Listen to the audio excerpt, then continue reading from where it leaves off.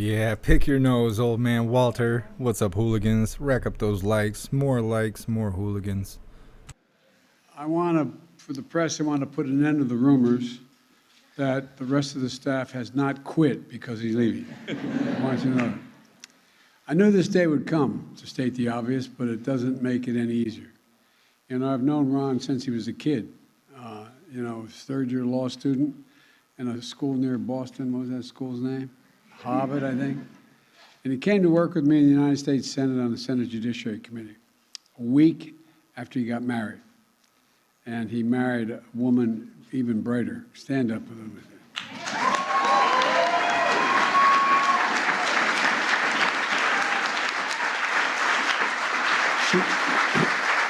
The only reason we came down, she was a third-year law student at Georgetown, and he decided to do his third year, still graduated from Harvard at the top of his class. He got married. He decided to do his third year at Georgetown, and that's when he was working full-time as a student and working full-time with me. I knew the moment he started he was a once-in-a-generation talent. That's not hyperbole. He's a fiercely brilliant intellect, and again, those of you who work with him know it to be true. And just as important, he has a heart as big as his head.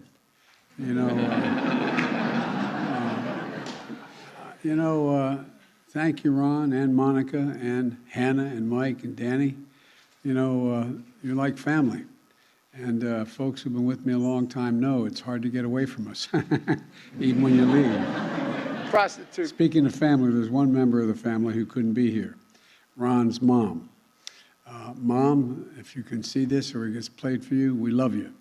We really do. All of us love you, and we're thinking a lot about you. You raised one heck of a son, and you should be so proud. Ron is a credit to you, Mom, and Ron couldn't have chosen anything he wanted to do in life, but he chose to serve his country. He chose to serve his country, and the whole family, the whole Klain family, made sacrifices in order for him to be able to do that, public service.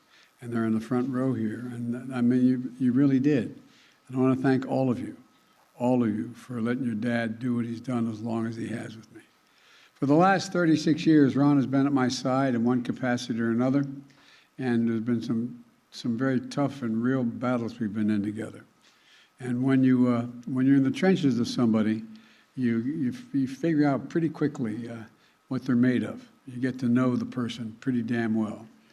And you see everything about them, that how they act under significant pressure, and how, in this guy, there's a phrase in the neighborhood I come from, he's willing to jump in front of the bus for you. This is a guy who's always been there. And so I knew, as we faced our most important battle, the battle for the soul of the nation, that I needed Ron. And that's not hyperbole. I needed Ron, and I knew it, and I asked him. But do you swing hammers at each other at 2 o'clock in the morning? And he did. And he knows how government works, how politics works, and how Congress and the White House works. But most of all, he has enormous integrity. He assembled the most diverse and most talented White House team in history and led them to solve some of the really difficult problems. With Ron's leadership, just look at what we've gotten here over the years. Over the last 2 years alone, fighting COVID, reviving our economy, rebuilding the infrastructure, protecting our planet, fighting against gun violence, advancing civil rights, winning confirmation of nearly 100 federal judges, including the first black Supreme Court justice.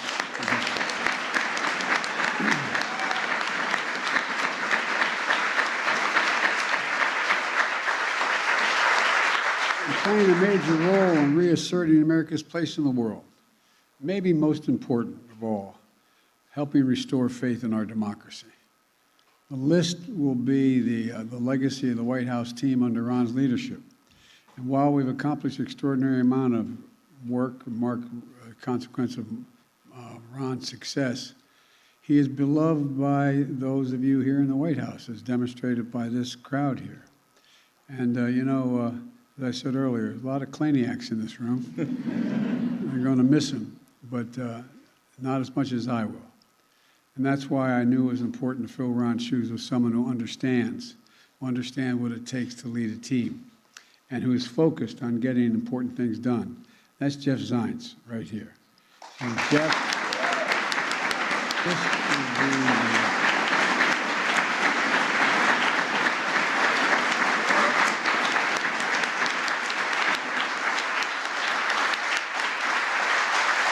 They're all being held at gunpoint.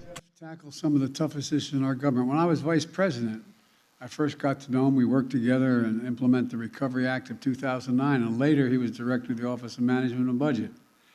He later led the daunting, complicated task of fixing healthcare.gov to get millions of Americans signed up for quality, affordable health care under the Affordable Care Act. And he led the National Economic Council. He shares my determination to build an economy that works for everyone, works from the bottom up and the middle out, and because when that happens, everybody does well. After the 2020 election, some of you know one of my closest friends in the world, Ted Kaufman, who was my administrative assistant, then took my place in the Senate. He helped Ted manage our transition into office in incredibly trying circumstances, and he did the work. Thanks to Jeff, we had a historically diverse team from day one, and we're ready to get to work. And he led our COVID response, a massive logistical undertaking of historical proportions, and so much more. When I ran for office, I promised to make the government work for the American people. And that's what Jeff does. It's a big task ahead. It's to implement the laws we've gotten passed efficiently and effectively and fairly, and let people know what we've already done. We've made a lot of progress, but we have to build on that project. And if anyone's going to be able to build on that job, it's Jeff. I want to thank Jeff and Mary. Mary, where's Mary? You're welcome. And their wonderful family. Something about Old Man Walter's long, unkept hair just screams old geezer. I don't know. Come on, Mom. Mic drop. Is that what you do, Jeff? I guess. You know, everything the White House says is true. What you have to know is, you know, when you're a family of someone... I got a little Carol Ann's in my coffee. Forgive me if I'm extra hilarious today. I embarrass you all the time and introduce you, but it's because we're proud of it, and thank you. I know this doesn't happen without the cooperation of the whole family. I mean, that's the same. Let me close with this. When you're president of the United States and you've got to make some pretty tough calls, and to make decisions you make are only as good as the team you put around you. And I've been extremely lucky and grateful to have such a team that was led by Ron. And I'm confident Jeff's going to continue Ron's example of smart and steady leadership. I walk my own path, Old Man Walter. Now it's my great pleasure, and I don't get to do this often, to turn this over to Ron to publicly speak in front of everybody. Ladies and gentlemen, Ron Klain. Why is the camera person shaking so much?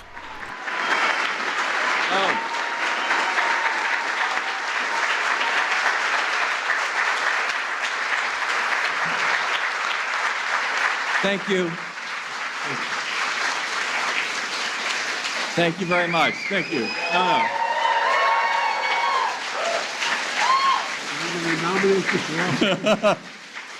No, thank you all. All right. Thank you all very much. I will try to keep this brief, but I cannot promise there will not be some tears. This is the best job I've ever had.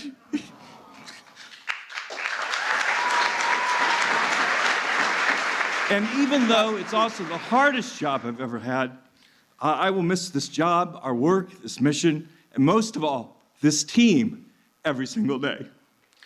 But I take solace in knowing that I am leaving you in the best of hands.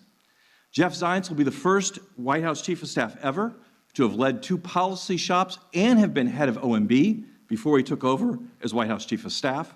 At the darkest time of the Biden 2020 campaign, Jeff stepped up to help. He also ran the transition and picked, frankly, many of you... The crying got me. I'm sorry. That was just too good. He had the full ugly face and everything. So good. ...of thousands of lives. Now, 2 weeks ago, I marked our anniversary here by buying everyone on the team cake. It was the second time in 2 years I had bought everyone cake, and people were very happy. But Jeff has pledged to buy everyone in the White House a free bagel every single day. That is not true. I am not paying for bagels.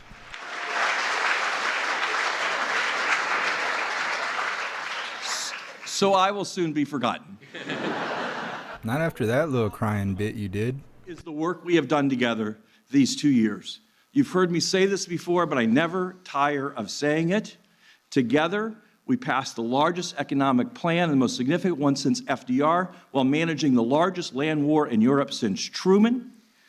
We passed the biggest infrastructure bill since Ike, passed more judges than any first-year president than JFK, and the second largest health care bill since LBJ, the most significant gun control bill since Bill Clinton was president, and the largest climate bill passed by any country at any time, anywhere on planet Earth, all while managing the worst public health crisis any president has faced since Woodrow Wilson, with the narrowest majority in Congress of any new Democratic president in 100 years.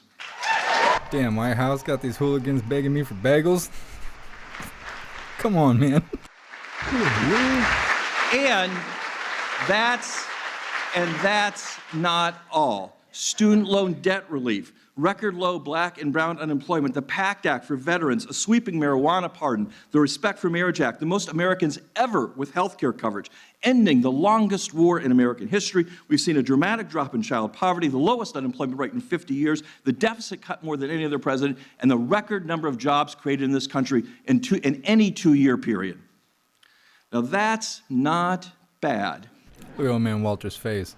He don't like it when people scream on his microphone. Not anyone but him. Not bad.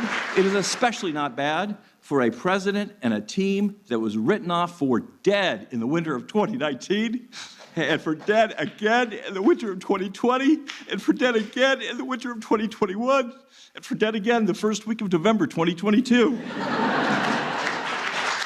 Cry hard for us, man. Come on. You can clap for that. The president likes to say, it is never a good bet to bet against the American people, and he is right. But what I want to say today is, it is never a good bet to bet against Joe Biden and this team. Never, ever a good bet. Hello there, young child. Now, before I turn the podium over to Jeff, I want to say some thank yous, and I appreciate your indulgence because this will not be brief. I first want to thank the men and the women of the Secret Service, especially my detail led by Brian. He wouldn't want to turn it over to me because I'd be sitting there red-faced laughing at him like right in his face. Professionalism and for all they've done to keep my family safe these past 2 years. The team in my office, Nihat and Madeline, and then Mariana, Nina, and Rima. They're brilliant and energetic. They're here every day before I get here. They're here every day after I leave. I can't thank them enough. And to Remy Yamamoto, I have to say, she has always had my back. She has always given good advice, even if she has failed to get me to purchase a new suit for television hits. To the Biden cabinet, the first in history to be evenly divided between men and women, the most diverse cabinet in history, and the most excellent cabinet in history. It has been an honor to call you colleagues. Each and every one of you has become a friend and a trusted partner. My joy today is in knowing that you have to say goodbye to me before I have had to say goodbye to any of you.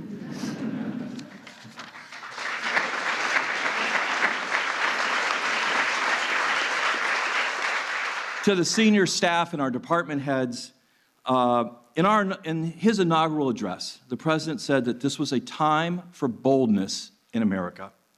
And your work has been the heart and the soul of that boldness. For 2 years, we've started each day with a Zoom call at 8:20, where I see the most talented and public-spirited and diverse and amazing people. On good and bad days, you've come to this place, and you have delivered for the American people. You are my peers, my partners, my friends, my family away from my family. I will miss you more than I can say.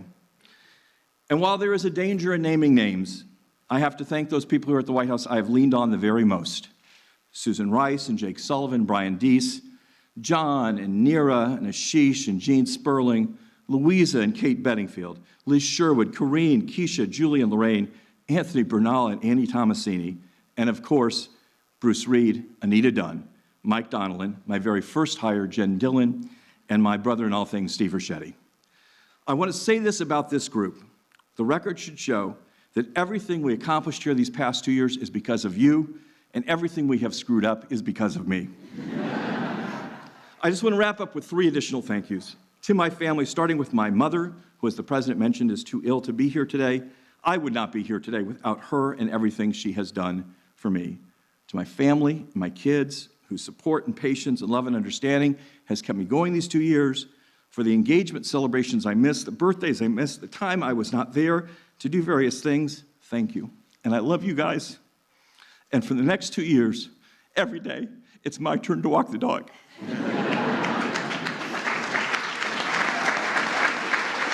This is way better than I thought it was going to be. Who's represented here by our outstanding second gentleman, Doug. It's been an honor to be her next-door neighbor in the West Wing these 2 years. I wish every... He meant backdoor neighbor. ...know Vice President Harris as I have. I would say she has been the best vice president in history, but, you know. To the President and First Lady, Dr. Biden, you welcomed me into the Biden family 4 decades ago, and there's no higher honor I could have. It's more than I could possibly ask. Thank you so much for... Just stop talking, dude. If you can't stop crying, then just go home. Joe Biden's Senate staff 36 years ago. And over those 36 years, I've picked up 3 kids, gotten 2 engaged, paid for 6 college and advanced degrees. And so I just want to say this one thing today. I think he just read a little bit. Someone call Salty Cracker, let him know. He is the best father I know and the best role model I know. His son's a crackhead. He's taught me a thing or two about politics and policy as well. That's not good. A few minutes ago, I talked about your historic record. But as much as what you have done is historic, how you have done it is equally important. With honor and integrity, a devotion to working people that's unmatched, a determination to save our democracy and the soul of this nation. Look at the guy on the right. He's like literally cringing. He like can't even handle it, and he's one of them. Being White House Chief of Staff is the honor of a lifetime.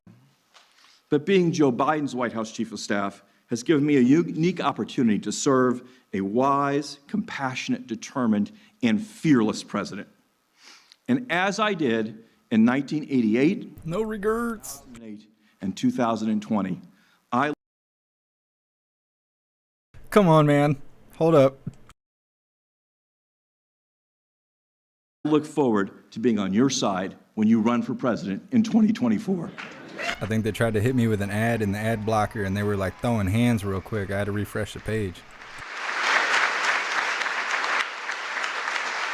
All right, I will finally close with some words for the staff here.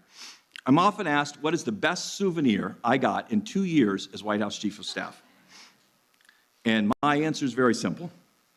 It's this rock, this plate in Civil Rock. It was given to me a year ago on one of our darker days by Louisa Terrell.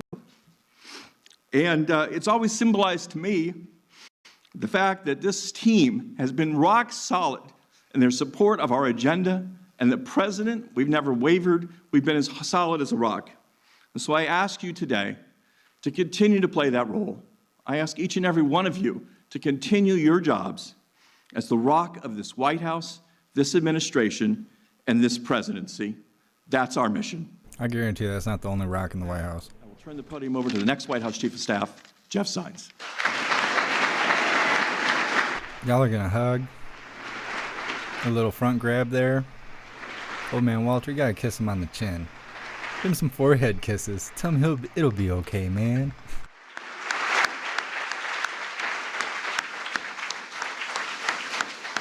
Clap right into the mic. I've been waiting for it. There you go. He didn't even make it to the car. I thought he was gonna cry in the car, but he didn't even make it. Now he's fingering his eye. That's explicit. Thank you, Mr. President. Thank you, everyone, for being here. It's a huge honor to be back. I want to first thank you, Mr. President. It's been a privilege of a lifetime to have worked with you, for you, through some of the most difficult moments in our nation's history. Throughout it all, one of the many things I've greatly admired is your deep sense of purpose and duty to care for every single American. Duty. That example filters down to everyone who you work with, who works for you, And that's why we work as one team to ensure our democracy delivers for the people. A team that believes details and execution matter. A team that believes empathy and a moral compass matter. All of it in service to a responsive, results-oriented government that helps make people's lives better. So thank you for your leadership and your confidence in me. Second, I want to thank my friend Ron. As an American, I thank you for your tireless work during such a consequential period for our country. I know the sacrifices it required of you, Monica, and all of your family. You gonna cry too, dude?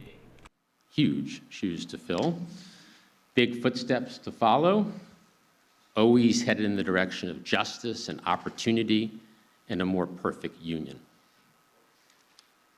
Third, I want to thank my colleagues at the White House, the Cabinet, and across the administration.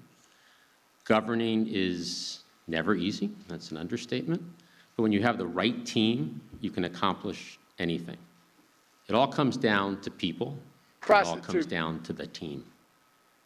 And Mr. President, you have assembled a first-rate team filled with the best, brightest, and the most diverse public servants this country has to offer. I could not be more honored to join that team once again. So thank you.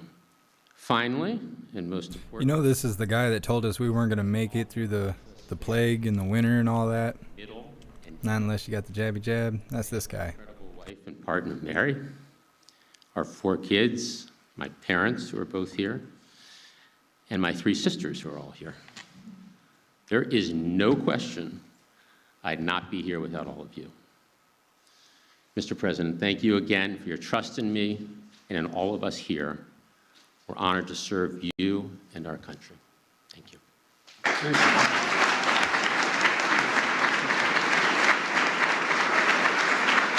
Thank you, folks. Head down to the dining room. Get something to eat. Thank you, thank you, thank you. That's how we're wrapping it up.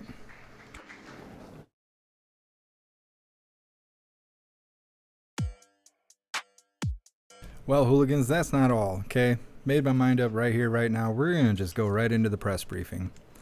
Because I'm not done having fun yet. So make sure you guys rack those likes up. I'm probably going to change the title, see if we can get some more hooligans in here. I should have titled it Crying Sap, but I didn't know that was going to happen. That was just a little extra for you guys. All right, give me a second here so I can pull up the press briefing really quick.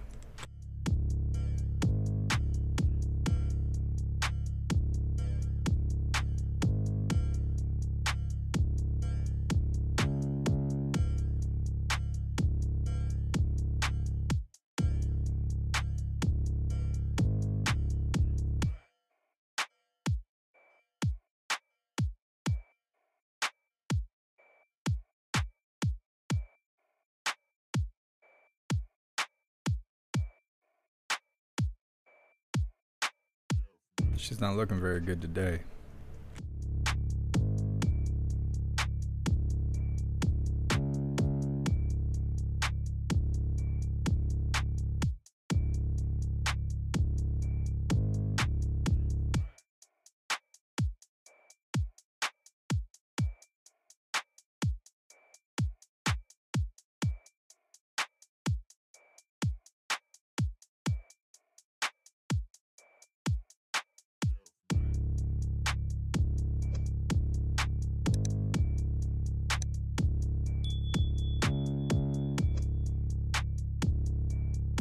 Alright, hooligans. Make sure you share out those links, rack those likes up. We're going to get her started, and I'm going to take a second to share out all these links. Try and get some more people in here. I have no idea what to expect. I have not taken a gander at this yet, so we're all in this together. This is from 2 hours ago. Was unable to cover it because I had some stuff going on that I had to go take care of, but we're here and we're together now. Drop some ones in the chat. I'm going to read through the chats really quick, make sure everybody's all good to go.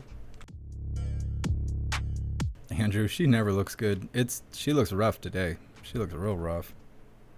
Real rough.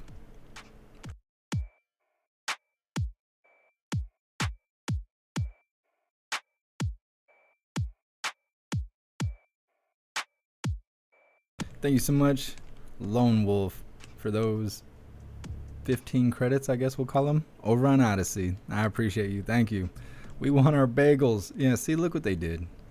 Damn White House.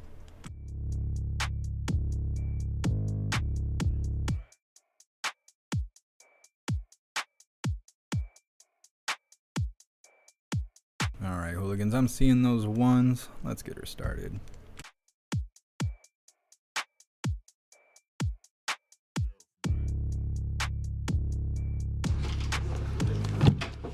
Good afternoon, everybody. Today, the Vice President is in Memphis, Tennessee, to attend the celebration of life service for Tyre Nichols. White House officials, including Senior Advisor for Public Engagement Keisha Lance Bottoms and Senior Advisor. She looks weathered to me. She rolled off the couch. She thought she was going to Walmart, ended up here. As you know, the President and the Vice President spoke to Mr. Nichols' mother and stepfather on the phone earlier to express their condolences and support. The President told Mr. Nichols' family that he would continue pushing Congress to send the George Floyd Justice and Policing Act to his desk. Last year, when Senate Republicans blocked that legislation from coming to his desk, President Biden took executive action, but as the President has said, there is no substitute to federal legislation. That's why tomorrow the President is hosting Representative Horsford and a small group of CBC members here at the White House for a conversation about the George Floyd Justice and Policing Act and other shared policies. And it's why he's continuing to call on Republicans in Congress to join with Democrats and ensure our justice system lives up to its name. I know you all just came back from the President's Competition Council meeting, so I wanted to highlight a few items that has showed some progress we've made on the President's competition agenda. Today's Consumer Financial Protection Bureau CFPB rule would save consumers as much as $9 billion a year in excessive credit card late fees. The NTIA report today provides recommendations to give consumers more control over their devices. And the President is calling on Congress to pass a junk Fee Prevention Act, which would crack down on excessive concert and entertainment ticket fees, ban airline fees for families to sit with young children, eliminate exorbitant early termination fees for TV, phone, and internet service, ban surprise resort and destination fees at hotels, and also, more broadly, we are making progress limiting junk fees, which can cost hundreds of dollars a month. CFPB is targeting overdraft and bounce back fees, reducing those fees by more than $1 billion a year. And the Transportation Department led more airlines to guarantee coverage of hotels and meals when flights are delayed or canceled for issues under their control. Competition is a core tenet of the President's economic agenda to lower prices and promote capitalism. Now turning to another piece of news. Grab some coffee real quick. I'll be right back. Earlier this month, President Biden emphasized his commitment to working with Mexico to prosecute dangerous drug traffickers and increase information sharing on chemicals used in the illicit manufacturing of fentanyl and other synthetic drugs. Yesterday, the Treasury Department sanctioned leader of a Mexico-based network and 2 associates for procuring precursor chemicals from China to manufacture and traffic illicit fentanyl and other synthetic drugs to the United States. This action was coordinated closely with the government of Mexico and will play a role in disrupting the importation of chemicals to the United States,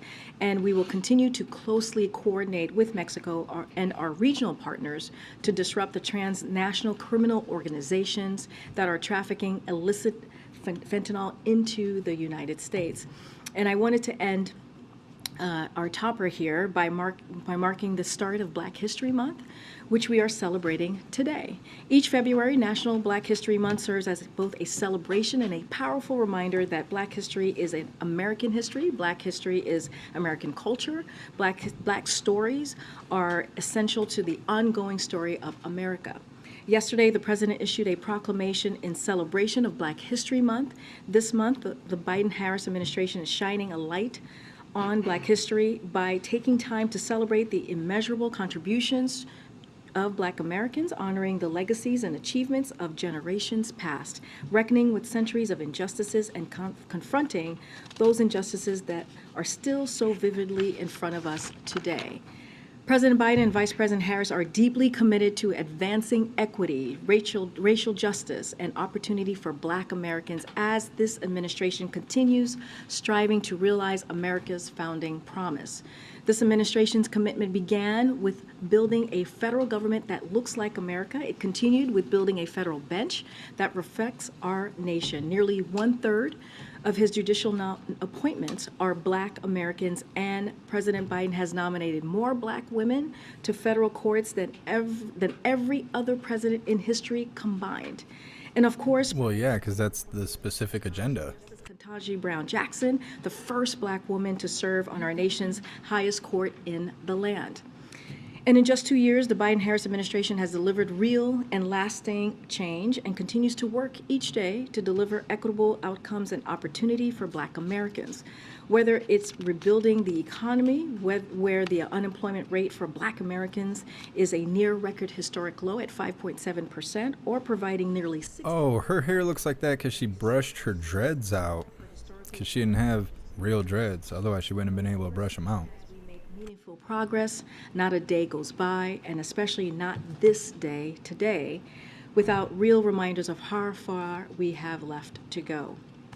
The Biden administration will honor and continue the work of Black Americans who have created a more fair and inclusive democracy, helping our nation move closer to realization of its full promise of opportunity and justice for all. With that, Songmin. She just do the pledge at the end there? Police reform. Can you talk about Oh, first question comes from a scared person. when he meets with them tomorrow and what new sort of strategy the White House has for getting police reform through Congress? And I ask that because one of the CDC members told one of my colleagues today that the president is, quote, missing the opportunity to be a historic president when it comes to these issues, and that he's been a champion of the status quo in many ways. We need him to be a champion of a new vision for America.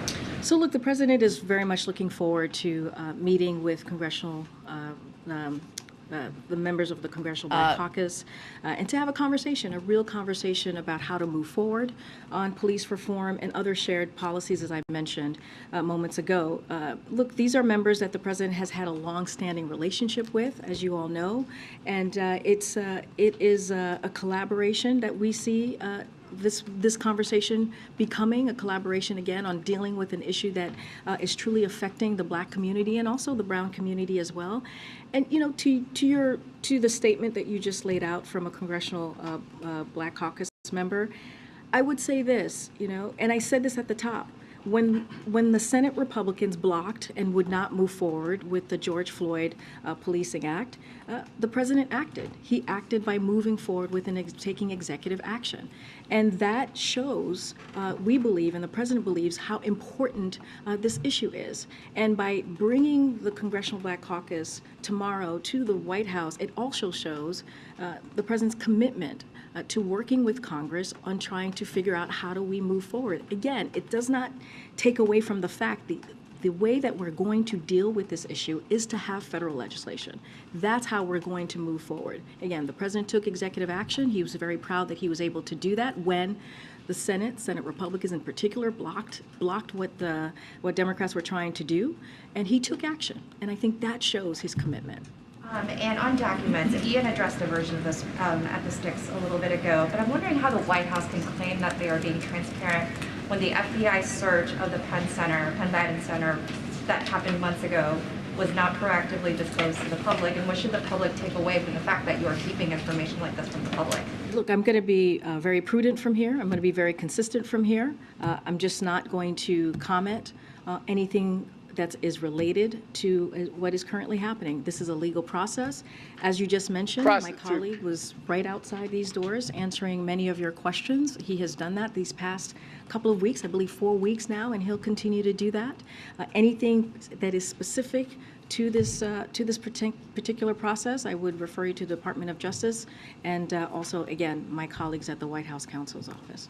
Just following up on that, I understand you're not going to discuss the details or anything, but just Is there a reason that 2 of the searches were disclosed and not the search of the Penn Biden Center? You mentioned this is a legal process. Is there a legal reason why you're disclosing only 2 and not what we know is a 3rd search? I'm going to refer you to the White House counsel's office. Okay, then another question on the meeting today with Speaker McCarthy. Given that the president has made it pretty clear he's not going to negotiate on the debt ceiling, what does he hope to get out of this meeting? Look, we have said before, the president is looking forward to working closely and trying to figure out how he can deliver with Republicans who are willing to work in a good faith bipartisan way. He said that right after the midterm elections, and he will continue to make that effort. And the president has been very clear about this. He wants to. They're going to talk. Super clear. Say, as you've heard us really report out from how we see this meeting moving forward. And look, he wants to hear from the speaker. What's his plan? What is his plan on the budget? What is his plan to really deal with what is at the top of the mind? Words are hard. Going to lower costs for them? How are we going to deal with the national deficit, which is something that the president has taken very seriously by in record fashion lowering the deficit by $1.7 billion. He wants to talk about that. He's always willing to have those conversations in good faith.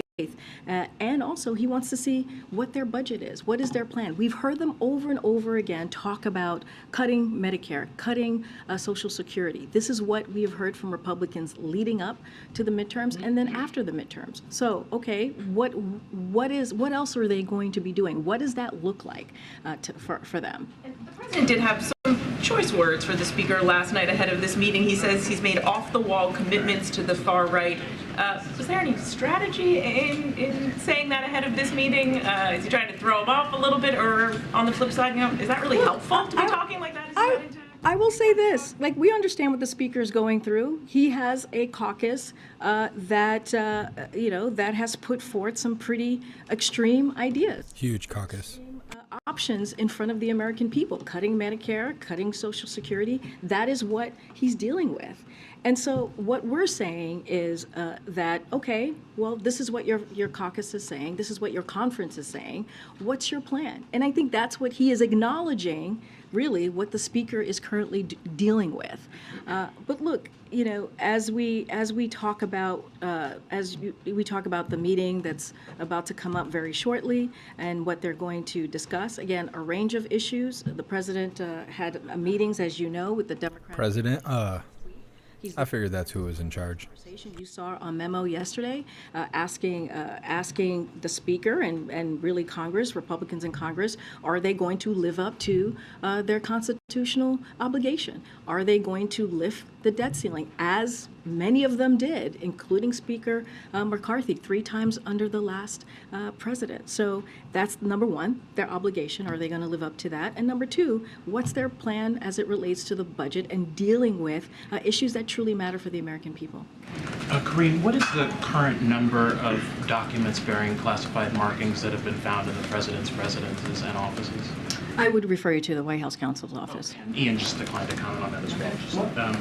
There you go. You got your answer. On debt, would the president veto a bipartisan bill that included both spending cuts and a debt limit hike, similar to the 2011? So I'm certainly not going to, well, I'm glad you mentioned 2011, because I know there's been a lot of reporting on that. And I just want to be very clear. In 2011, the Obama-Biden administration negotiated in good faith, but congressional Republicans' recklessness caused a historic blow to our economy. That's what Andrew, she has small paws. Yeah, it's her little troll hands. Her little claws. Putting her little claws all over the screen. In 2015, they moved forward in a way to avoid unnecessary danger. They didn't do that in those three consecutive years because of the bad faith that they saw in 2011. And so, look. Let's not forget, that's why congressional Democrats and Republican in Congress voted 3 times in the Trump administration to lift the debt ceiling. And let's not forget, this has happened 78 times since 1960, 49 times under Republican presidents and 29 times under Democratic presidents. So this has been done before. It's their constitutional obligation to do this. And Or are we going to talk about Constitution obligation? Social Security, we're talking about programs that they want to take hostage. That's going to affect taxpayers. That's going to affect seniors. That's going to affect veterans. And again, it is their constitutional duty. They should be able to do this without conditions. Thanks, Green. I'm trying to address some market-related chatter as well as some of the beliefs of some members on Capitol Hill. Jay Powell was just asked about the debt ceiling. He said there's only one option here. It's for Congress to pass the increase. Is that the view of the White House? There is only one option. There are no prioritization off-ramps, comically large coins to consider. Like that. Congress is the only option here. Trying to look at her book of spells. Coins and mint coins, I know that's come up before. You know, that's something that the Treasury deals with and answers on, so I'm not going to comment there. I think we've been very clear. I think we've been very clear from here that this should be done without conditions. And, She thinks they're clear. It is their basic job, Congress, right? It is their basic duty to lift the debt ceiling. It is something that has been consistently done over the years. And that's how we see it. We see it as is something that should not be done without with conditions. It should be done without conditions, to be even clearer. And again, it is. She should get some of that Jerry Carroll juice. Come in all wet and stuff, like late 80s, 90s kind of look. She should just come in styling. Why not? On any other alternative, Looking like Rick James. fulfilling their constitutional obligation. Cocaine's a hell of a drug. We've been very clear about when we've been asked if there's going to be if there's room for negotiations, we have said this should be done without any conditions. There should be a way to go around this to get this done. This is something that Congress should act on. Now, and I've mentioned this a little bit, which is as it relates to, lowering the deficit, and that being a top priority for this president and has been throughout the last 2 years, he is willing and happy to have a good faith conversation with anybody who wants to talk to him about ways to do that. And that's why No one wants to talk to him about anything. I just mentioned it in record fashion, $1.7 trillion. Who wants to be locked into a room with somebody that smells like diarrhea? Has been able to do. Now, as it relates to the debt ceiling, that is a separate matter. That is a different matter. We see this as a constitutional obligation that they have, that Congress has to act. Just one more. The Department of Interior advanced an $8 billion oil drilling project earlier today. Climate advocates had pretty sharp criticism of that. Does the president believe he is adequately balancing his climate goals with the need for increased oil production in the near term? So let me just be clear. No decision has been made on this. Now, if you're asking about the president's commitment to tackling climate crisis, as I think you were just saying, the president has done more than any other president on this front. And he's taken bold executive actions to accelerate clean energy manufacturing. He's secured historic legislation to make communities more resilient to the impacts of climate change and lower energy costs and so much more. And he continues to deliver on historic climate change action while carrying out the law and meeting our energy needs. Again, no decision has been made yet. This is something, as it relates to this particular project, the final decision is going to be made by the Secretary of the Interior. But this is a president that has been committed to climate change, and you see that again in his actions. Snook says she looks like a super freak. You were mentioning police reform, how the president has said that he wants legislative action. It doesn't. That's awesome. Momentum at this point for the George Floyd bill. Is there anything being considered as far as executive action? I realize he signed the order last summer, but anything additional as far as executive action?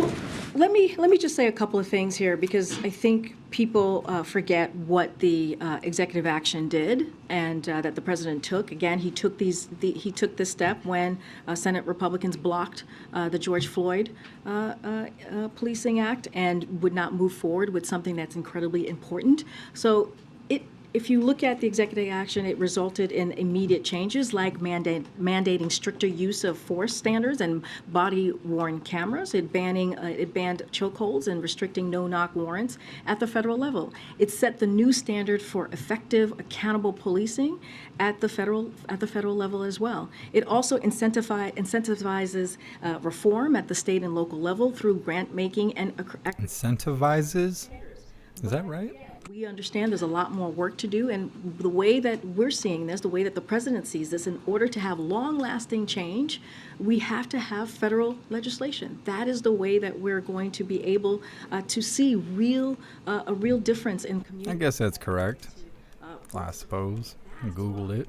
He's having the call. That means it's true. Have those conversations and see how we can move forward. There were some things that were revised in that order compared to earlier draft orders.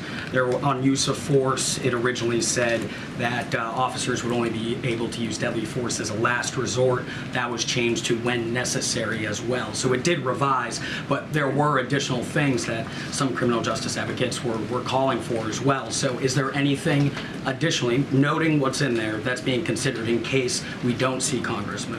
So again, the president has taken this very seriously by putting forward an executive action. As you just laid out, we went back and forth and talked about what was in the executive action. Tree herder. He did have that kid and play kind of haircut, that eraser top stuff going on. I didn't even think about that. You caught it. This is a president that has been told many times, you cannot get this done, you cannot get that done, and we have, And if you look at the last 2 years, I think more than 250 pieces of legislation that became into law were bipartisan.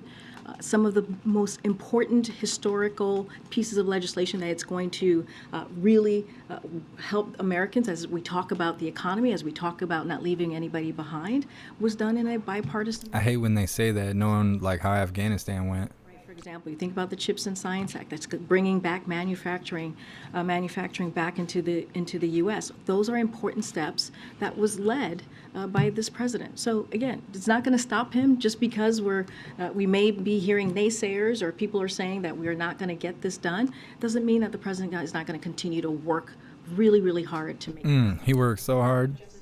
Dealing with they're doing their own investigation. As we know, authorities are doing their own investigation. We're just not going to comment on anything specifics as that is going on. And then I'll come back. Would the White House be open to an appropriations deal that also takes care of the debt limit, or would that, in your view, be negotiating on it in some way? Well, we said, again, without conditions. This should be done and lifted without conditions. And that would be a way to get around of doing their constitutional duty. So I'll just leave it there. Thank you, Kareem. Just two quick, how we all do our jobs around here questions, and then one or two on the president. Why not have Ian Briefin here? Well, Ian was outside and took your questions. But why not in here like other government officials? Again, Ian was outside and took your question, and he's been doing that for the last 4 weeks. Would the White House have revealed today's search if pool cameras hadn't caught the investigators arriving on scene? Again, this is a question for the White House counsel's office. I would refer you to them. Today's perhaps the best example yet of the new era of divided government, when there were Republican oversight hearings being held today into the administration's border security and pandemic policy, president's meeting with the speaker. Can you remind us, what is the level of cooperation or legitimate back and forth you're willing to have with a Republican-led House when they're holding these investigations? Say that. Say it a little bit more so I understand. Okay. Border security policy is one thing. Pandemic policy, how money was spent, is another. What does the White House consider to be the kind of oversight and inquiries from congressional committees that you're willing to engage in, and what is not? So look, as it relates to the Oversight Committee, and I've said this many times before, look, we're willing to work with Republicans, House Republicans, on important priorities that matter to the American people, like lowering costs for Americans, as they said was really important going into the midterm elections. That's what we want to focus on. We want to focus on the priorities that matter to the American people. We're not interested in engaging in political stunts. They're always worried about what matters to the American people, but I'm pretty sure I've never been asked what matters to me. Have any of you been asked that? Or are they talking about someone else? Again, let's not forget, when Americans went out to vote in the midterms, they said they wanted to see less of that. They actually wanted to see bipartisanship. As it relates to any specifics to the Oversight Committee, I would refer you to my colleagues at the White House Counsel's Office. There was a local news report that various versions of the so-called beast that the president is driven around in don't include the taxation without representation license plates that Presidents Bill Clinton and Barack Obama used and Presidents Bush and Trump did not. Is there any reason for that, or does the president plan to start using them on the beach? So I saw some of those some of that reporting. You have like I know you have a look. You just looked over at Mary. Mary looked over to you, and I don't know what's happening. But look, I have to run that down as to the beast and why it may not have those plates. But what I can tell you, and the president's been very consistent since the campaign, that we strongly support the D.C. statehood, and that has not changed. But I'll run that down to see about the plates on. And January came and went, there was no physical for the president. Do you plan for that? That is a very good question. I'm glad you asked it. Just to answer that question for you, the president physical will be completed February 16th and released publicly in the same manner as it was back in 2021. So we have a date for you. We wanted to make sure we had a date for you. Yes, and just to give you a little bit. Is there a joke there? I know folks were wondering why it hasn't happened yet. This was literally a matter of scheduling around what has been an incredibly busy. He would never pass a cognitive test. Evolving travel schedule in recent weeks, as you all have seen for yourself. But we have a date in the books, and so wanted to share that with all of you. Thank you. Thank you. Last time she was on a date, she had clam soup.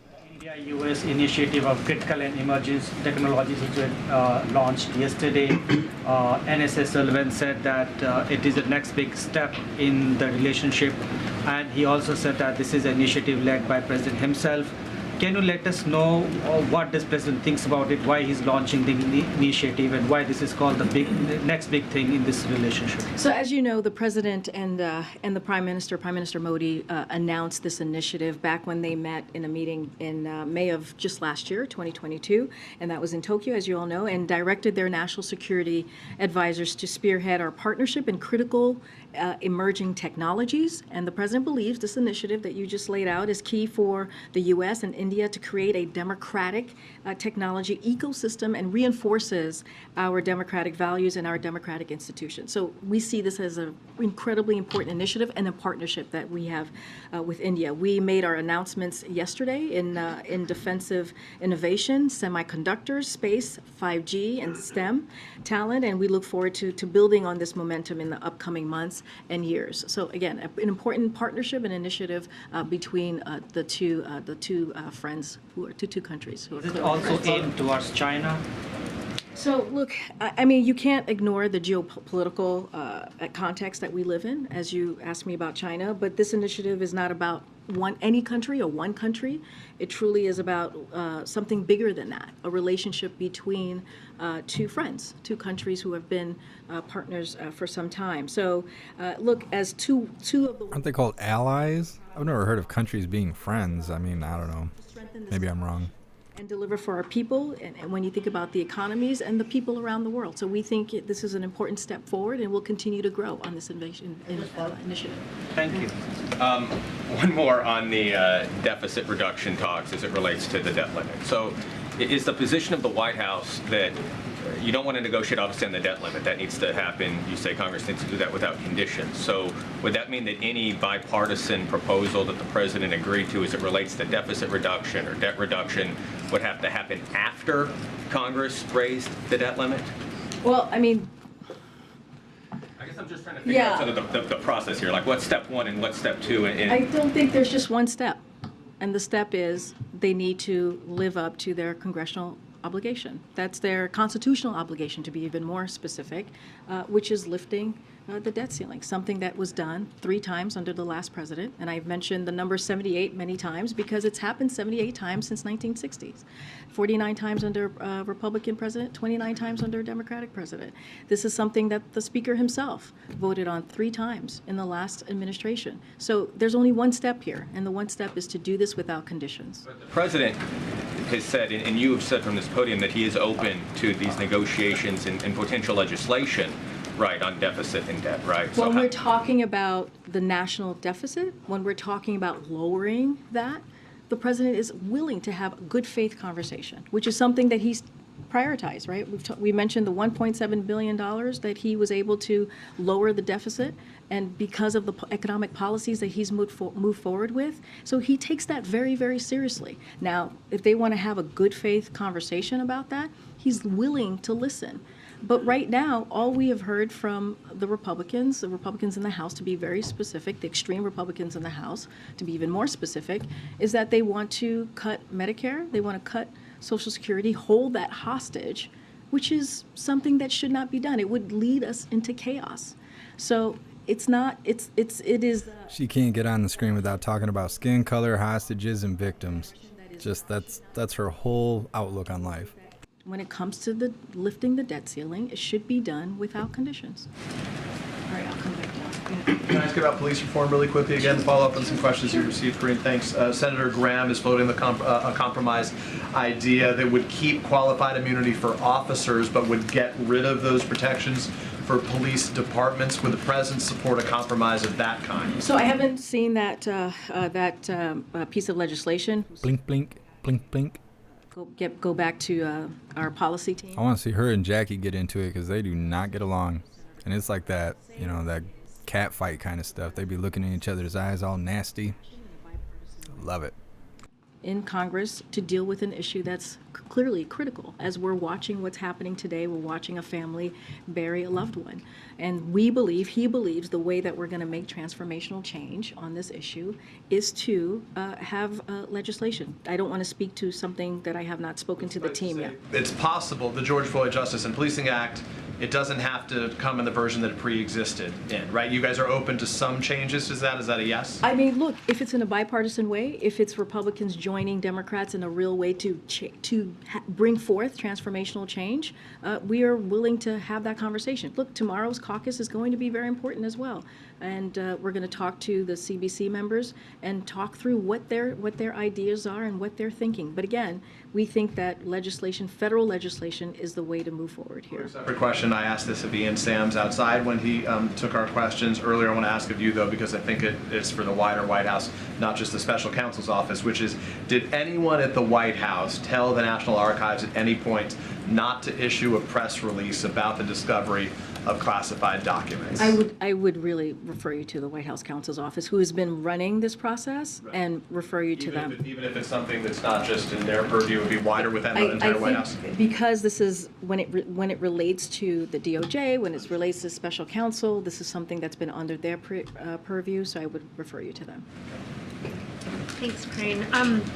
On the show up to work telework bill, I wanted to see if you could tell us what the White House's position is on that piece of legislation. It seeks to end telework for federal workers, so they'll go back to work in downtowns, and whether or not President Biden would veto it should it pass. So a couple of things. I just want to take a little bit of a step back and kind of take us back to when the president first walked into this administration, and what he had to do and was able to do was really do a whole of government process in dealing with COVID and what we saw at the time. And he put forth a comprehensive way to deal with making sure that people got their shots in arms, right? Making sure that what we saw with schools being closed, small businesses being closed, he was able to move forward with the American Rescue Plan, which was only voted out of Congress by Democrats. And what we were able to do is reopen the country. Small businesses are booming, as we saw a record number of small business applications which we announced about 2 weeks ago. And now COVID-19 does not determine how federal agencies work and serve the public because of the work that this president did on day one. And so our view is that the agency decisions should be guided by a focus on delivering results for the American people. That's how they should move forward. Like other major employers and federal agencies are making those decisions based on their performance goals, not only to increase efficiency and effectiveness, but also to remain competitive in the labor market. So we're committed to working with anyone in Congress to continue strengthening federal agencies. We think that's incredibly important, and the federal workforce in order to deliver on their missions and serve the American public. That's what we think the criteria should be. Look, we've explained our thinking, how the president sees this, and don't have anything to share specifically on the Show Up Act.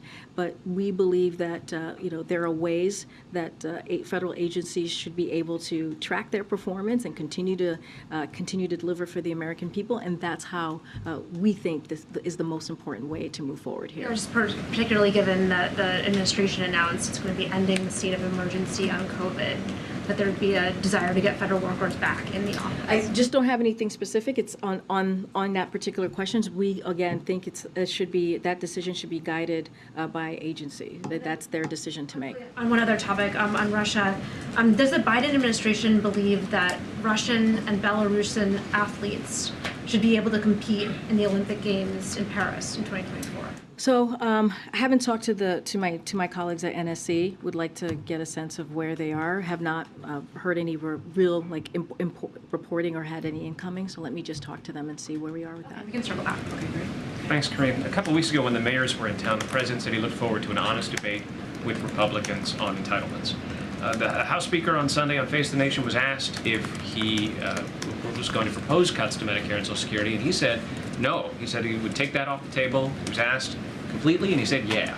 So is it your sense, is it the sense here that the House Speaker's not being honest when he says that? I think it's more of like there are some facts out there, right, that we can easily point to, like this administration can point to. And I think I did a little bit of that last time. And so if you look at McCarthy's Republican conference, especially the extreme part of that conference, and McCarthy himself voted to raise the retirement age and Medicare as we know it. That has been historic. Like that, those are the facts. And just last year, the Republican Study Committee, which includes most House Republicans, reiterated those calls to cut Social Security and Medicare. When Republicans call for these cuts, they do so under the guise of strengthening the programs. So, when the Speaker McCarthy says he wants to strengthen Social Security or Medicare, but rules out making the wealthy and the big corporations pay their fair share, so that leaves just to one option, which is cuts. And again, many outlets in here reported what House Republicans were thinking about when it came to this new Congress, the new 118th Congress. Fox News says Republicans eye using debt limit hike to overhaul entitlement programs if entrusted with majority. That's something that was reported on. CBS, Republicans want to push Social Security, Medicare eligibility age to 70, as I just mentioned, voting to increase the age limit. Reuters, GOP House members are threatening to force cuts to Medicare and Social Security spending. I mean, these are the facts. This is from the reporting that we all saw from you. Yes, tell us what's fact and fiction. What you saw, the actions were being taken by House Republicans. Washington Post, House GOP eyes Social Security, Medicare amid spending battle. So this is something that they have said over and over again for the past several months. And there is also voting that could be looked at on how they have treated this issue of Medicare and Social Security. So they've been very vocal. And they've been very clear. And so what we're going to do is we're going to stand up for the American people, fight for the American people, and protect Medicare and Social Security, which the president has said himself and been very clear about. Setting entitlements aside for a moment, one of the other things that Republicans are saying is that there ought to be a reduction in discretionary spending. Is that something the president is in any way open to, or will he put forward a budget on March 9th that increases discretionary So spending? I'm not going to get ahead of the president, right? As you saw from our memo yesterday, the president's going to have his budget on March 9th. Well, you definitely can't stand behind him. The Speaker to put forward his budget as well so the American people can see what it is that they're thinking about, what it is that they're thinking about when it comes to the American people and the budget, right? What are the cuts that they want to make? What is it that they're proposing? So certainly not going to get ahead of what the president's going to put out on March 9th. I just could, just because I know it's important to everyone here and important to the public as well. Can you explain the decision not to offer the public visibility on this meeting? It's tradition for the press to be brought in when the president speaks to the Speaker of the House. Look, not all the time. The president has had many conversations, one-on-one conversations with member of Congress. Totally understand. I get the question and understand why there is interest in this. But we have done it many times before where we've had private one-on-one meetings with members of Congress. And not just in this administration. We've seen it under President Trump. We've seen it under President Obama. And I know the Big Four there was a pool spray for that one, but it was the Big Four. It was a different kind kind of a different meeting, but it's not uncommon. It is not uncommon to have private one-on-one meetings. And I'll just add to this, Speaker McCarthy is welcome to go to the sticks after the meeting and take your questions. And go to the sticks? Is that like when you got to tell your kid you're taking the dog up to the farm? Just clarify what his position then a little more is on deficit reduction. Like you're saying, McCarthy, hey, give us your plan. Is your plan, the president has sort of let out dribs and drabs of his views here and there. So just so I understand correctly, he is opposed to any cuts to Medicare and Social Security, including changes to eligibility. He's open to... This guy should be doing voiceover work. Including potentially defense? I want to be very careful here because what the president has been very clear about is what is their plan. He wants to see their plan as it relates to the budget, right? So the president's going to put out his budget on March 9th. You guys will all get to see that. And so we want to see what their plan is. I'm not going to get ahead of that particular piece when it comes to the budget. But of course the president's going to protect the Medicare, right, for Americans. Of course the president's going to do everything. Because he's Democrat, or is there like other obvious reasons? Holding those two programs hostage, the president's going to call that out and say that we should not be holding those two programs hostage on something that is the basic duty of Congress, which is to lift the debt ceiling, something that they should be able to do because it is their constitutional duty. Right, you're trying to put the debt ceiling aside, and I hear you. Does he want a fiscal reform deal aside from that? Like, does the president want... You see Teddy Roosevelt right here? What are they putting forth? What is their idea of dealing with fiscal priorities? What does that look like for them? So that's what he's going to ask them for, which is what we did in our memo yesterday. He wants to see what is it that they're putting forward. Trying to ask what it is you're putting forward. Is this like revenue is part of that mix as well? Will we talk to Kevin McCarthy about, hey, these are the taxes we want, but we can shrink the deficit that way too? We want to see, we have been very clear when it comes to Medicare, when it comes to Social Security, right? That should be protected. She was broken there for a second. And we've been very clear when it comes to the debt limit, it should be done without conditions. We've been very clear, and we should not hold those two programs and others, not just that, hostage, right? Been very, very clear about that. On March 9th, the president's going to put forth his budget. You're going to see how he sees the budget moving forward in this fiscal year, and so I'll leave it there. And then again, as I said in the memo, you guys read it from Brian Deese and others, that we want to see what their plan is. With the public health emergency, just to be clear, is it the administration's plan to lift Title 42 on May 11th when the public health emergency underpinning it is lifted? So, look, I just want to be very clear on this part too, because I know this question. Super clear. A little bit of a step back here. The CDC said in April that the Title 42 should lift, but the courts have, as you all know, required us to keep it in place. And so that's kind of where we are. So we do not know when or what the courts will rule, but we must comply with that order. And so we're going to comply with that. As it relates to what exactly is going to happen, because it is a court matter, a court order, that is something that DOJ is dealing with at this time. Lift the emergency, if the court order hasn't been lifted, you're going to keep 42 in place? So here's what we were trying to do, and I'll explain like our thinking here. So what House Republicans were trying to do is they were trying to really barrel toward abruptly and immediately ending Title 42. And what we are trying to do was to make sure that there was an orderly process to manage this in a really manage the situation at the border in a way that was, again, orderly and effective. So you want to handle it more delicately than how you pulled out of Afghanistan. That's what you're saying? You care more about that? And pulling the troops out of Afghanistan and all the people who are stranded there right now? Is that what you're saying?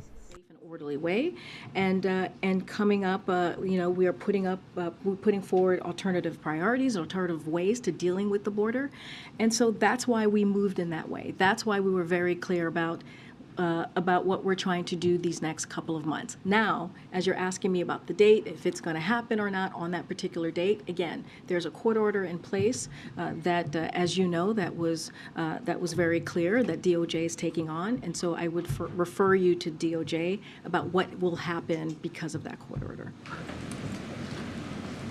Thank you so much. She's trying to call on anybody but Jackie. The President meets with Speaker McCarthy. What are the specific areas of bipartisan cooperation that he's going to focus on?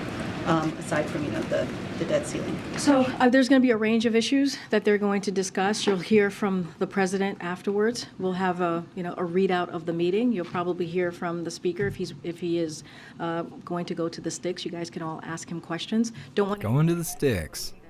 is probably underway, I believe, and just don't want to get ahead of it. But again, there'll be a range of issues that the president thinks is important to work with Congress on, with the speaker on, but just don't want to get ahead of what is going to be discussed specifically.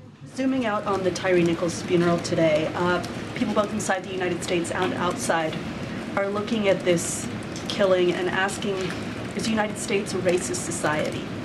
I'd like to hear your thought on that, and also what the administration is doing beyond just police reform, qualified immunity, those discussions, what the U.S. is doing holistically, what the administration is doing holistically to address that perception.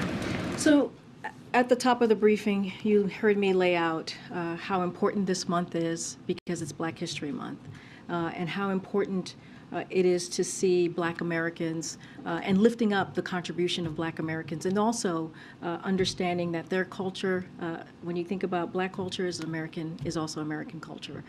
When you think about what they've been able to, what the Black community has been able to contribute to the history of this country. It's all American culture. That history contributes to American culture. Dividing cultures inside of a country is why we have the problems we have today. You idiot.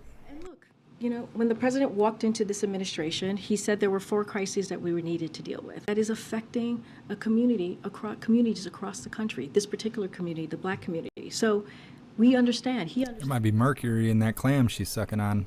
Allow injustices and continue to do that. And while we have a rich history and an important history in this country, there are things that he also believes is important that we talk about and we speak to, and that is the injustices that we have seen in the Black community and other communities as well, historically. So that's why the president has made it a priority in his administration to make sure that it looks like America, to make sure that we see the diversity in this administration throughout different communities. And you see that over and over again when you look at the different agencies, when you look into the White House.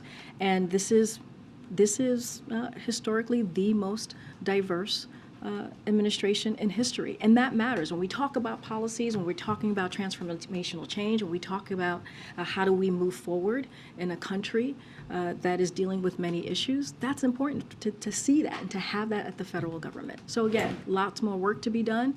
The president understands that. He's spoken to that. And we're going to hopefully be able to work towards the healing for this country. Thank you, Karine. I have 2 questions on debt and deficit. First, the budget that the White House proposed last year represented 102% of the country's economic output. Is the administration aiming for something below that this year? I'm just not going to get ahead of the president's budget that's coming out on March 9th. You'll be able to view that once he's ready to speak to it. But directionally, where are discussions I going? know, I hear you. I hear you're asking me for direction. You're asking me what is it potentially going to look like with the ballpark number. I'm just not going to get ahead of the president. And then on the debt itself, you said earlier that the difference between 2011 and now is the number of times that Republicans have been able to pass the debt limit on a clean basis without anything attached to it. But the other difference is that the national debt has more than doubled in that time. It now is about $240,000 per household. Does the president believe that that is sustainable? Well, let's remember why we have seen that the last couple of years, right? She's stuttering so hard today. It ballooned in the way that you just spoke to. Thank you so much, Jamie, for that donation through Buy Me a Coffee. I appreciate you. Thank you. If you think about that, if you think about the first piece of legislation that Republicans put forward was going to increase the debt limit by $100 billion. And so there's been time after time that we have seen, action. How can she even read while she's blinking so much? Not prudent to what we... She can only read when she's on the brink of a seizure. Every single year under Trump. His 4 years in office are responsible. Ooh, she said the MAGA King's name. National debt from the last 2 years. And so, look, there's been action that's been taken by Republicans in Congress that has led to where we are today. Again, their first piece of legislation just weeks ago in this new Congress would have increased the deficit by $100 billion. And let's not forget. $100 billion, million, trillion dollars. Tax cheats. That's what they wanted to do.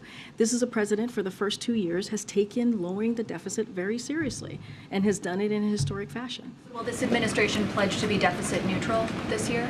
Look, what I can say is the president is committed to dealing with lowering the deficit. He has a record to speak to, as I just mentioned, the $1.7 billion that he has been able to do in the first 2 years to lower the deficit, and he is willing to have a good faith conversation, right, with anybody, Democrats, Independents, Republicans, to talk about how do we continue to move forward to do that, to deliver for the American people, yes, on important programs and issues, but also how are we going to continue to lower the deficit, which he thinks is incredibly important. Thanks, Corinne. Tyre Nichols' parents are expected to come to the State of the Union next week as a guest member of Congress.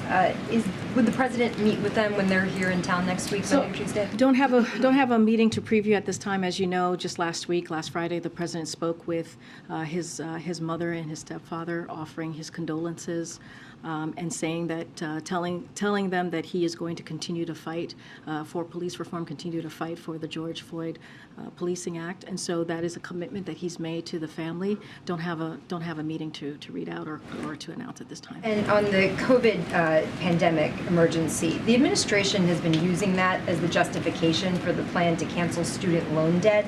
Does ending the COVID emergency undermine the student loan plan? So we see that very, very differently. As we've talked about before, I think I've been asked this question before. So we're not using any emergency power. We're using the HEROES Act, as I've mentioned before, which gives the Secretary of Education the explicit authority to provide debt relief in this exact situation. So as you know, millions of Americans are at risk to default on their student loans due to the economic effects of the national emergency. And so this is why we took this action, to make sure that tens of millions of If we default on our loans, it's because we can't afford anything right now. especially in the last couple of years. So the Secretary of Education is using the authority Congress gave them to prevent the harm. And so that's been the important priority of the president, to make sure that the folks who felt the pinch, if you will, who felt the hurt the most these past couple of years due to what COVID, Feeling that pinch. got a little extra help. Thanks, Corinne. With regards to the State of the Union, will that be paired with additional travel? And more broadly, can you tell us anything more about what the president wants to accomplish legislatively over the next year, given the intense congressional gridlock? She kind of sounds like the Clear Eyes guy. On the first question, we'll have more to share on what that week will look like for the president. Again, don't want to get ahead of any announcement from here.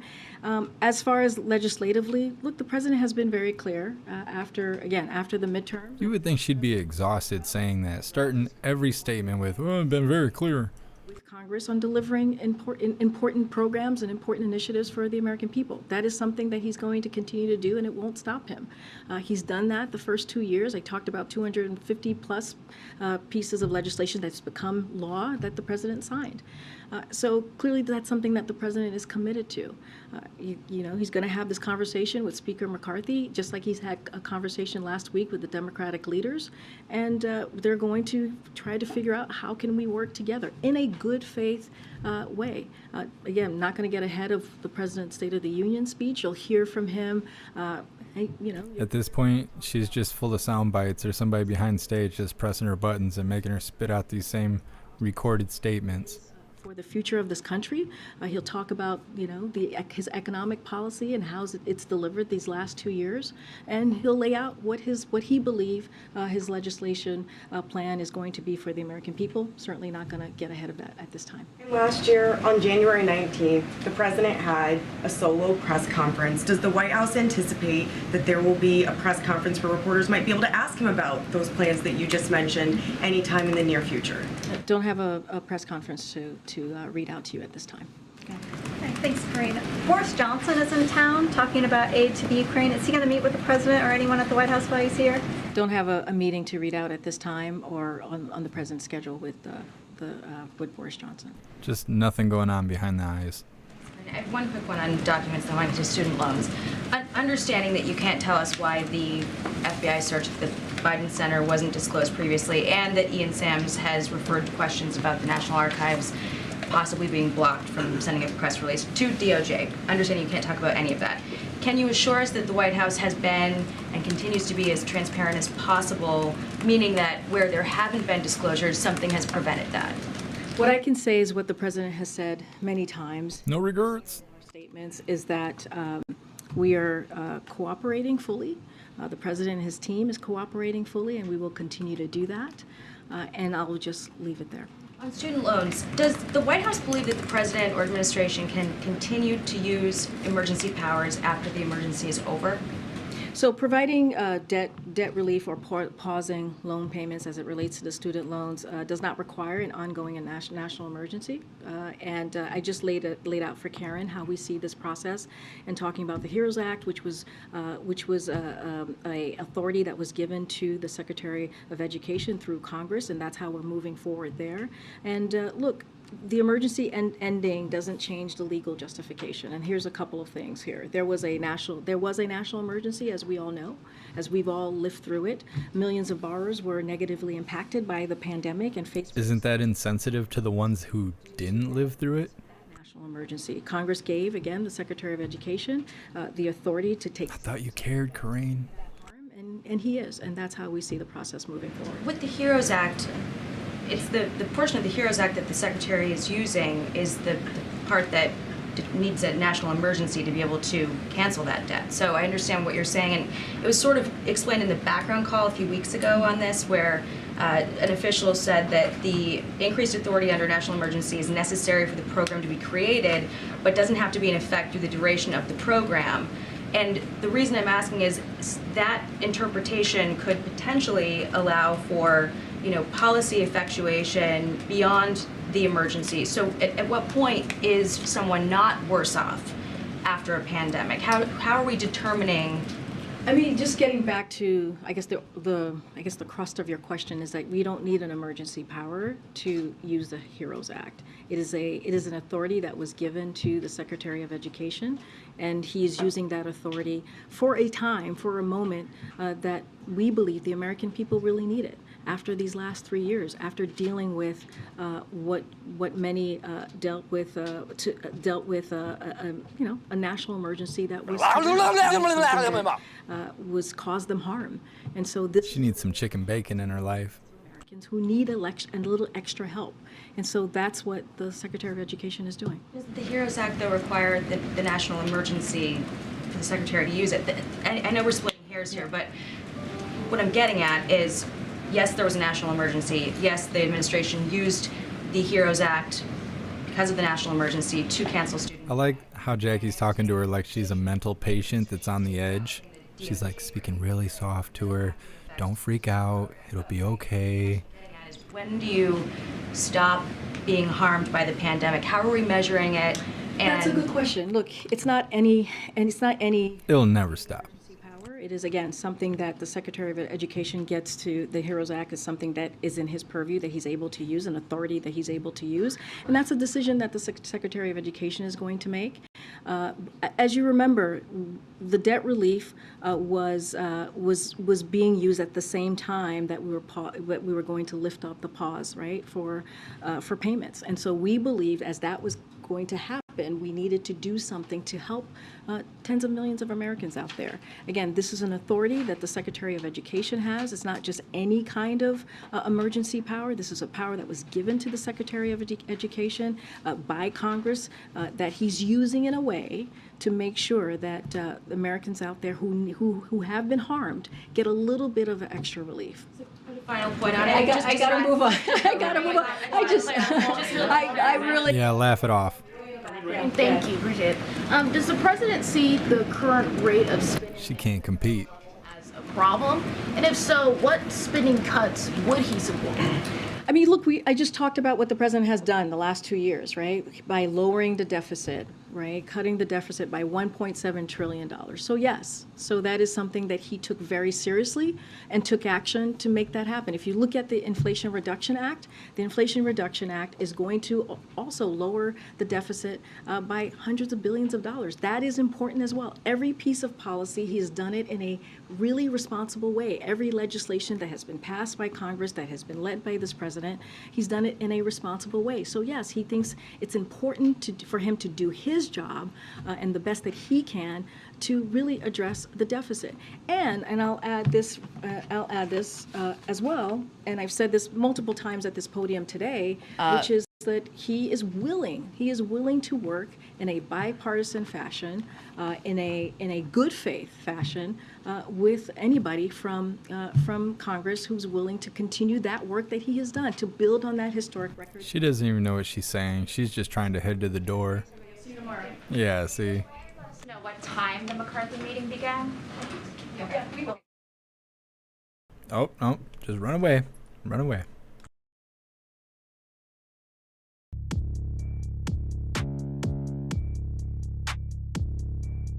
All right, hooligans. Well, that's that.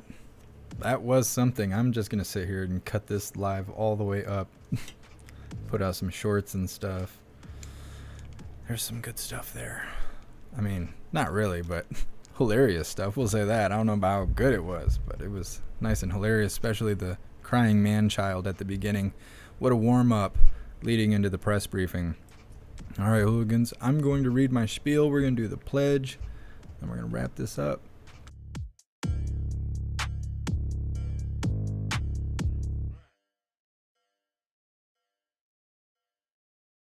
All right, hooligans, when you get a second, please go to jeffmaclive.com. You can also find the link in the description. On the homepage, I've posted all of my links. You can find links to join Gilded for free. Gilded is currently the best way to receive notifications for when and where we go live, every time we go live. You'll also receive notifications if I come across important updates or things that I feel that everyone should know. It's an app you can download on your phone. You can also access it from a computer. That way you will receive notifications directly from me instead of waiting for YouTube or whatever to notify you. On Gilded, there is a news board to keep you up to date with everything going on. There's a ton of hooligans in there to hang out with and chat with all day, every day. Also, on the JeffMAC Live homepage, you can find links to the merch store if you would like to grab merch. We have shirts, hoodies, and stickers. Everything is displayed in black and white or white and black, but everything you find has multiple colors, comes in a variety. I don't have a list because every item is different. But if you find something you like, just click on it to see all the colors that item comes in. I'm also going to work on some coffee mugs. We got a couple of them, but because we do coffee with hooligans, I don't know what I'm doing. I should be just cranking those out every day. So there is a couple on there, but I'll make a few more. Also on the homepage at jeffmaclive.com, you can find links to PayPal, Cash App, Venmo, Stripe, Zelle, and Buy Me a Coffee if you would like to support what I do. There's also a link to the Amazon wish list. If you would like to send me stuff, it's really easy to use. Anything you purchase from the wish list will be sent directly to me without you having to come find information or anything like that. It's really simple. Also, Klaus Daniels, Mr. Hooligan Cat, his birthday's in 6 days, so I put a few special items on there if you guys would like to go check that out. Maybe send him something for his birthday. If we get a couple fun outfits or something, we'll dress him up, do a little photo shoot, all that good stuff. Of course, everybody on Gilded will get the outtakes and all the hilarious stuff in the background, so make sure you're a part of Gilded. But that's how the Amazon wish list works. Also, and finally, on the JeffMAC Live homepage, you can find links to the membership program. There's memberships for YouTube, Gilded, Discord, Odyssey, Rumble, and Twitch. So that's my spiel. Let's move to the pledge, hooligans.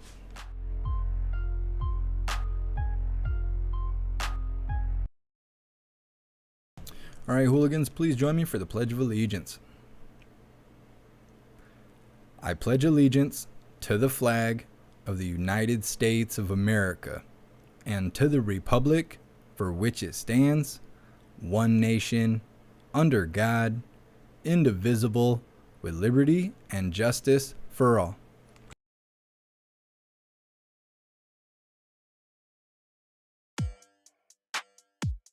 A little shaky there during the pledge. I thought I could hear the music playing, and then I realized it was playing inside my head. I love my job. I appreciate you hooligans coming to hang out with me. You guys are awesome, as always. I will see you tomorrow at 1 p.m. Eastern Time for another Coffee with Hooligans. Hopefully I'll see all of you guys there. Yeah. So big shout out to everyone that made donations, joined the membership program, or purchased any merch. I appreciate all of you, and I would not be able to do this without you. So thank you guys so much for all your support. I'll see you on the next live. Until then, stand tall, shine bright, and that's a wrap.